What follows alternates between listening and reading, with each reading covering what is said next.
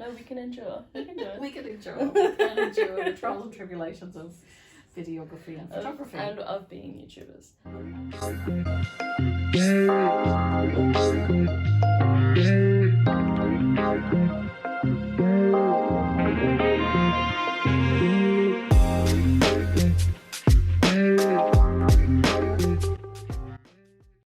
We're talking about endurance today, about the play The Second Woman, which I saw last year, that had Ruth Wilson in it, and it was brilliant.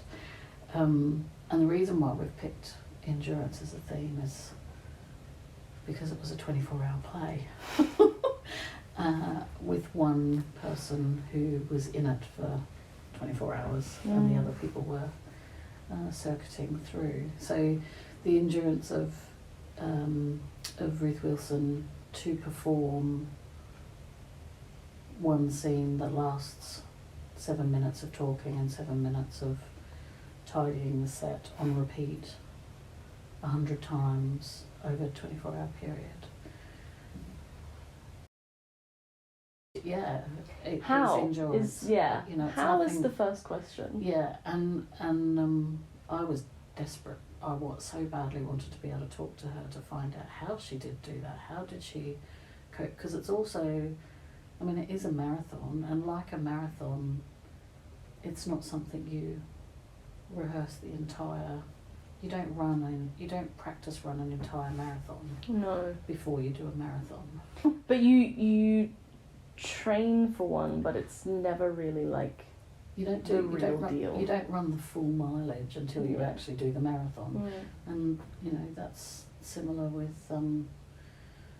with her preparation for The Second Woman, and I guess for us in life, about how we endure. You know, there's only one go at it, isn't there? There's no dress rehearsal with our lives. We endure through all sorts of things in our lives. The play is almost like like what you've just said is really powerful, in the sense that you only learn from your life's experience, and you are thrown into these situations where it is 7 minutes of talking and then 7 minutes of tidying up, or you know, it's action and consequence for your whole life, on repeat all the time. And at times it can be really unrelenting. And what kind of endurance do you have to dig up, or is it something you're born with? Is it something that you learn? Is it something that changes through generations as well? We talked about this. Some generations have had to endure really quite tough hardships, and some of them have endured nothing similar, but something equally as tough in their own time. And so if there's no dress rehearsal, actually, how do we prepare ourselves, or how can we feel inspired by the people that do something incredible like Ruth Wilson in that play? Like, you know, staying up for 24 hours must be quite intense. But how do we actually stay up for the 24 hours of our life? I suppose, or if I could ask you a coaching question, Daisy, if that would be okay, and only share what you feel comfortable sharing.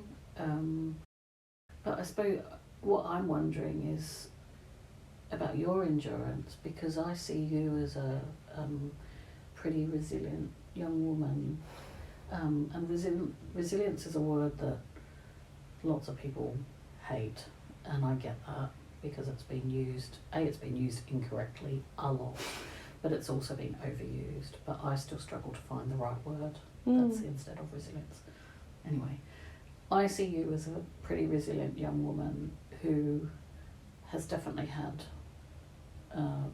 things to endure, and you know, what to ask back at you, what inspires you? How do you keep going? What have you learned? I like the word adaptability. I think there's something about being given a lot in life and doing what you can with what you have.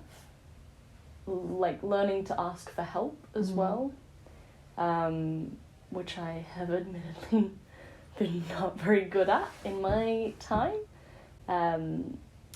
But endurance for me as a young person, I think it changes year to year what the capacity to endure looks like. I think there are so many different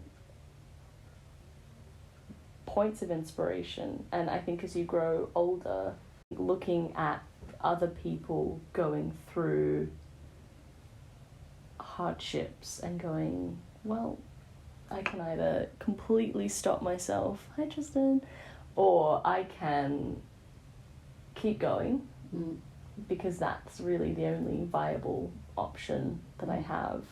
For you, with your clients, how many people do you feel that you would talk about some level of endurance or hardships or how to adapt to difficult situations?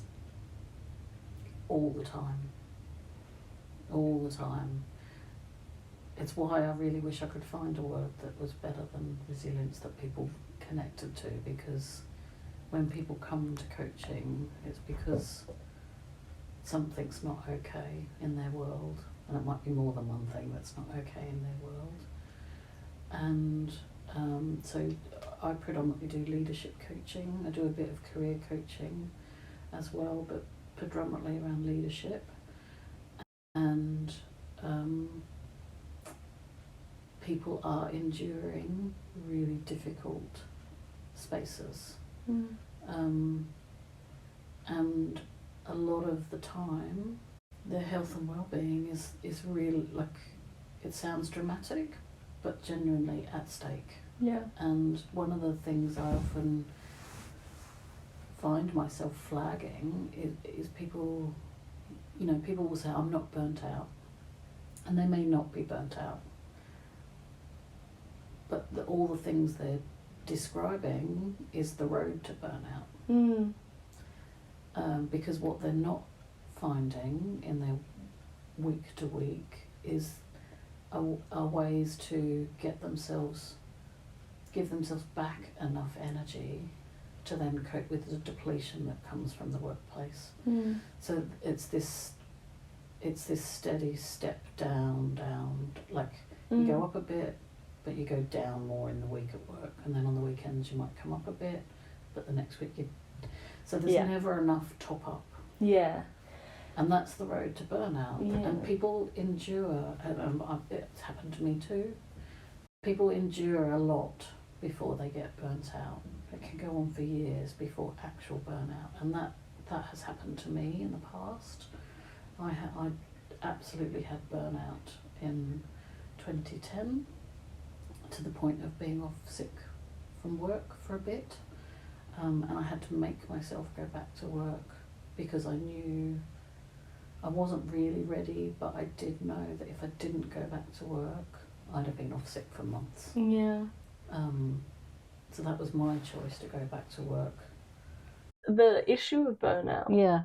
is affecting a lot more people nowadays than I would say people have like noticed it happening in the past. Yeah, it's hard to know whether it's worse now or not.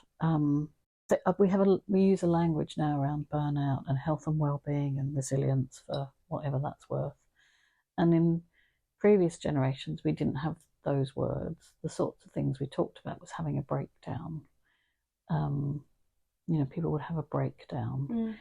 And you think of all the taboo that would have been around saying things like that was it wasn't a thing that was talked about when someone had a breakdown. It was a very hush-hush, shameful thing. Whereas I'd like to think that people are more open about burnout, Or mental struggles, would you say? Yeah, generally, yeah. Because I would say, if I look at my grandparents' generation, their acceptance around mental unwellness is like, it's this is what I mean about a generational endurance. So I'm struggling to say this, but it makes so much sense in my head, I swear. My grandparents' generation in particular, they were given a lot in life. And if they had depression or difficulties, you wouldn't talk about it because you would be deemed crazy. And so you would just live through it. You would just continue to keep going. You would adapt to the situation. Burnout wasn't a noted condition or an accepted issue. So how does endurance change generationally, and do we put language around our ability to endure certain things? Would you say that you have clients of a range of generations that maybe approach what endurance looks like differently? It's a really good question. So I definitely have coaching clients that span generations, so people who are older than me, people who are similar age to me, people who are much younger than me, more around your sort of age. I think the thing that's common is people knowing they need to think about their health and well-being. Or their mental health and well-being? Yeah. Sorry, as opposed to like their whole physical well, health. all of it, actually. Yeah. That when we talk about health and well-being, it is including mental health. I mean, it genuinely is a common topic, and partly that will be because I pick up on it and I might reflect back to someone what I'm noticing, so therefore it becomes a thing. But it is often a thing that people bring to coaching without my input at all. So there is language now, which is brilliant. It's not as taboo as it was when I had my period of burnout. It was still taboo then. That was 2010, that was. So things have definitely changed. I look at like hopelessness around burnout as well, where it just feels like a pit and a hole, where I would say certainly a lot of people in my generation have a sense of hopelessness. So it's almost assumed, and I could be wrong, but I would say from some peers that I've spoken to, in fact, I would be wrong if I'm talking for everyone in my generation. It wouldn't make sense. But there is a language of hopelessness when it comes to capacity to endure mental hardships. I think there's a real energy of, well, what's the point nowadays, which I don't like for a number of reasons, but I also think it makes me feel quite sad generally for people in my generation where we haven't got any hope to endure the future when we still have the power to affect some level of change. But one thing in terms of the play that I think is quite interesting is how does our creativity help us to endure hardships? And in Ruth Wilson's case, if you're doing something for 24 hours and you're exhausted and you have little to no capacity left for, slip-ups or people who aren't being on time with the script and they don't get it, and you're just like, how do you endure if it's something that you don't love, versus what level of passion do you have that we can endure something that's like 24 hours worth of pure effort? It's something, I think the hopelessness is is important. So the hopelessness that young people may feel is different from the hopelessness that people perhaps of my generation or older feel. The hopelessness is common, but the context of what makes something feel hopeless is different. Because really at the end of the day, the lack of resilience and getting to burnout is a loss of hope. There isn't something that it's hope that keeps us enduring. And if we feel like there is no point to this, or everything I do is, torn apart, or it's not used, or it's ridiculed, or it doesn't align with my values, or it doesn't have the impact that I want it to, or it all takes so long to get anywhere, or the future of the planet is in question, and am I going to be around long enough to to share it with my children or my grandchildren? That's very real, but the context for the different generations is different. And I think your point around creativity is such an important one to think about, because it's the playfulness that comes from creativity. It's the playfulness that helps us to endure. And one of the things I encourage people to think about in coaching when resilience is part of the conversation is for people to think about what is the one activity that you do in life that you need to do at all costs to keep you well. So I describe that as my internal barometer, and it's a learning that I had in my burnout. So I'm a massive reader, Daisy, I think you know that, and I learned that how I read, what I was able to read, whether I was reading or not, was an indication of my mental health. Wow. So when I couldn't read anymore, or I couldn't read the stuff I normally read, it's like, whew, what's going on, Liz? Yeah. And what I know, because reading is literally vital. People think that's it's an overly dramatic way, but it absolutely is vital for me. Yeah. So what I need to do if I'm not feeling robust is to adjust what I'm reading, but the point is to keep reading. And so I encourage people to, and that's what I call my internal barometer, because it tells me what my weather is. Yeah. So I encourage people to think about, well, what's yours? Yeah. And to not be black and white about what that looks like. Yeah. It's bringing in the flexibility, the adaptability that you mentioned earlier. Or the playfulness that you just mentioned as well. Like, playfulness looks really different for a lot of people. Yeah. But in terms of having an internal barometer, like that's I've kind of I've not considered that before. So what might yours be? Well, I think that's why I got excited. I went, oh my god, what would that look like for me? I would honestly say dancing in my bedroom.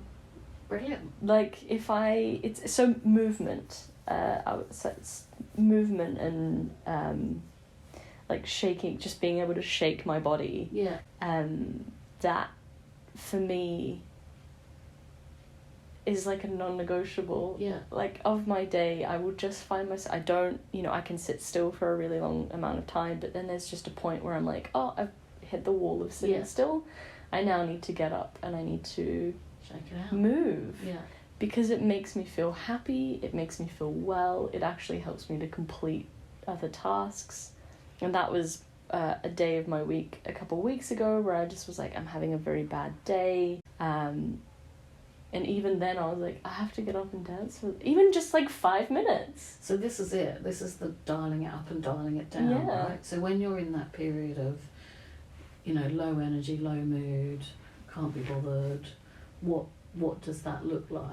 And then when you're in your space of, I've got so much energy, what does that look like? Yeah. And then what does it look like in between? So no matter how you feel, you know you've got a thing you need to do, and you flex how it is. Yeah.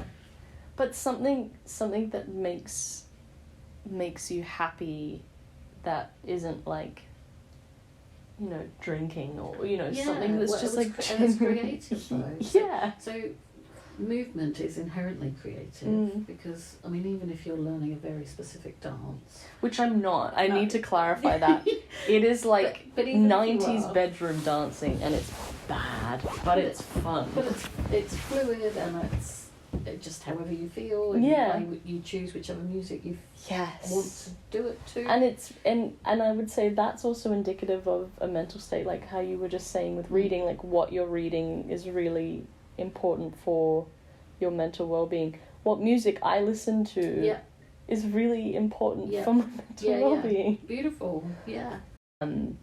I like this internal barometer. And I so reading, for me, the creativity that comes from reading is the stories that appear in my head through reading. So my imagination visual, is that's where all that. So whilst it might seem a passive thing about reading someone else's story, what is very active is the mental imagery, which is all yours. Exactly, but I would even go as far to say, and I'm not a runner, but people often identify running. That's a very common one that comes up. And you think, well, how is running creative? But actually, for people who do run regularly, there is something around what music you may or may not listen to as you're running, and what that does to your energy and your mood. But there's also something about pursuing a movement that's as clean as possible, and that can be a creative process. I'm also thinking about flow, like a flow state when you run, and exactly how that would actually impact your ability to endure, because I am also not a runner, but I remember attempting to be a runner once, and there's been one time in my life that I got into a flow state with running, and I was like, oh, I get this now. I get why people like this running thing. But it takes an awful long time for you to get into a flow state of running. Also the hormones kicking in that give you the positive... Like, keep going. The positive... endorphins, If you take creativity and a sense of creative flow to help with a capacity of endurance. Something that's really inspiring that Ruth Wilson did is she must have at some point gotten into a creative flow that allowed her to do that 100 times and do it a little bit differently every time. So one of the things we talked about in the park all that time ago, Daisy, it was a very long time ago, wasn't it? It was last autumn, was around, when we were thinking about endurance, was around privilege and endurance. And if someone has a great deal of privilege, what does that mean around endurance? And if they don't have as much privilege, what does that mean? I'm curious about your thoughts on that. I think the way that I would define privilege nowadays is more tied up in wealth. When I look at like people's privilege and endurance, I think about things like, do you have somewhere that you can go if everything goes wrong?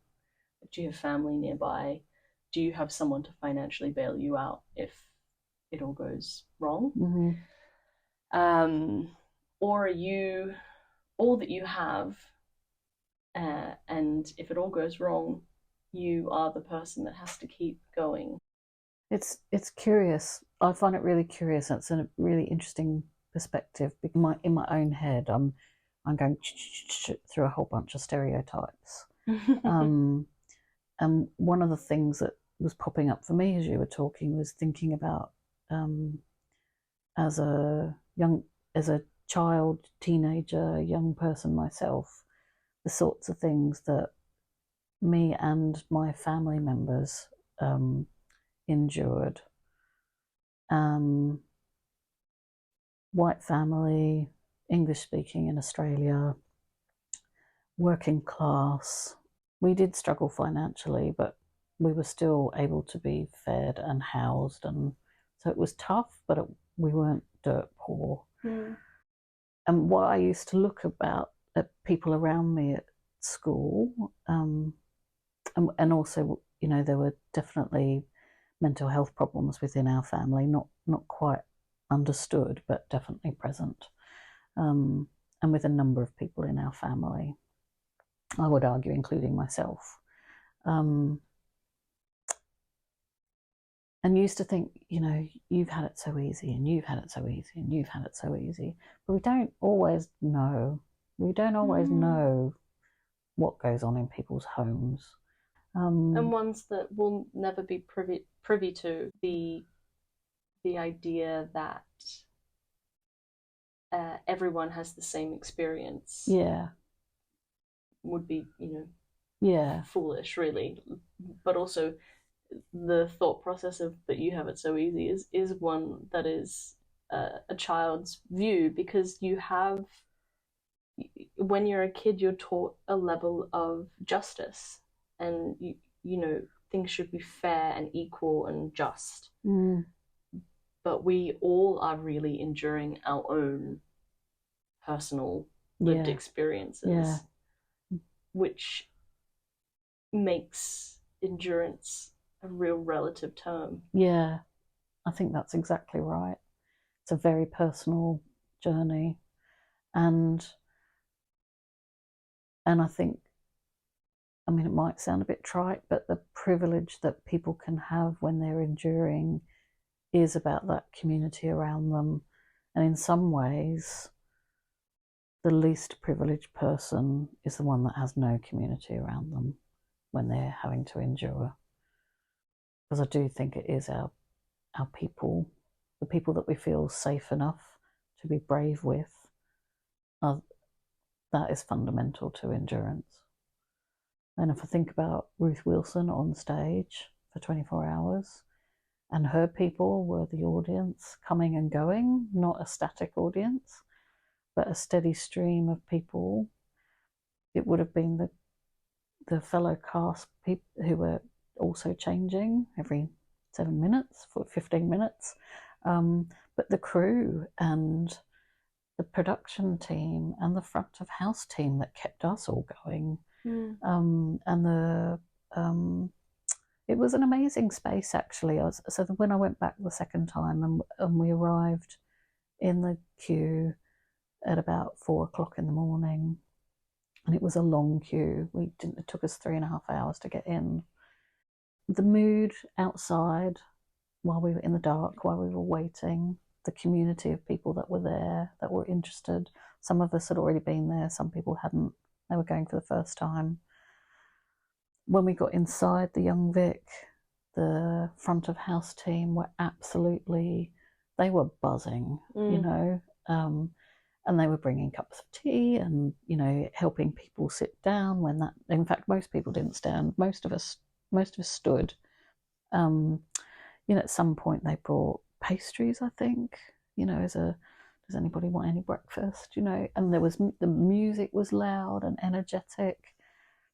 And all of that community about being in this very bizarre circumstances, that's what helped us endure. It's what the power of community can do.